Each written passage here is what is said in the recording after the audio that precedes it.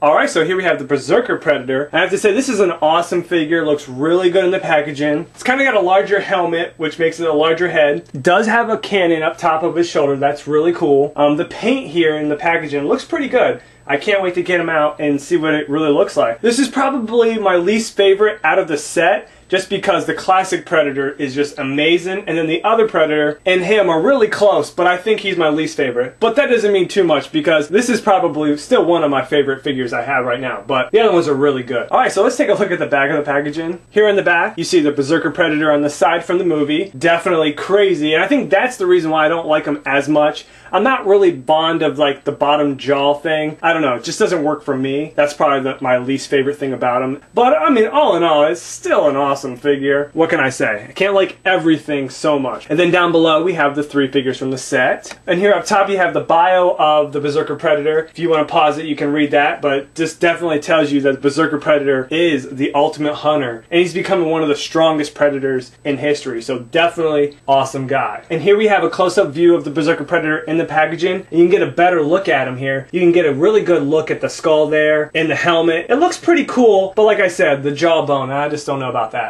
You can see he's got like polka dots on his chest, which is really cool. And then there's like the elbow articulation you can see there. Very different Predator than the one that you're used to. But like I said, it's just a really cool figure. And let's take him out of the packaging and get a better look at him. So here we have the Berserker Predator out of his packaging. And I have to say that my first initial thoughts of this character were probably a little wrong. This figure's a lot nicer out of the packaging. It's still probably my 3rd favorite from this set, but it's definitely an awesome figure. And now that I'm looking at it, you know, it looks kind of thin, you know? It's not as bulky as the classic Predator from the looks of it here. So it's a new breed of Predator, and I think that's what they were going for here, and I think that's pretty cool. Here's a close-up look at the upper body here. See on the right hand, you can see the blade. It's kind of attached there. I didn't want to take it off because it's just easier to keep it on there. He's got the shoulder cannon, which looks really nice. The articulation on the head is not as good as the classic Predator. I think it's a bigger ball joint on this figure, and then with the cannon there, just kind of hard to move, and you can't take off the cannon. It's kind of a down point, but that's okay. Not that big of a deal. You can see the paint job here on the chest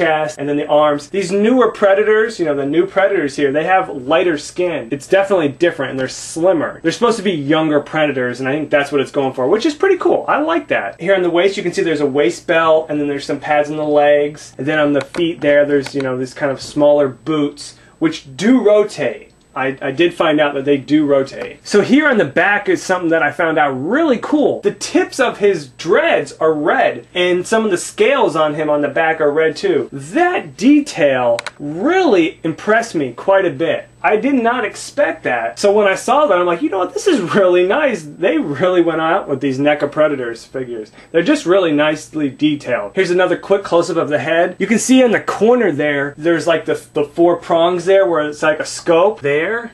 You can see that? That's from the movie. That's really nice detail. Alright, so let's take a look at the articulation on this figure. Alright, so it's time to take a look at the articulation on this figure. Like I said, the head before is not really good at rotating here. There's not a lot of articulation. There's the shoulder cannon here that all it can do is rotate to the side. Doesn't go up and down. That's too bad, but it's still nice to be there, you know. I would rather it be there than and have limited articulation. This arm here can go out and back and forth.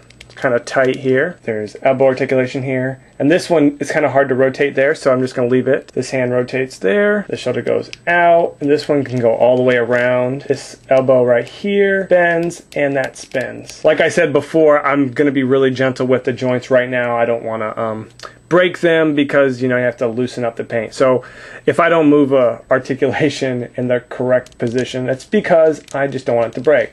There is some waist articulation there. It's got that swivel joint there, which is my least favorite joint, but it still works. It's got this upper thigh joint here where it rotates. And then for the leg, there's some knee articulation and it rotates, which is really nice. And then for the boots here, it spins.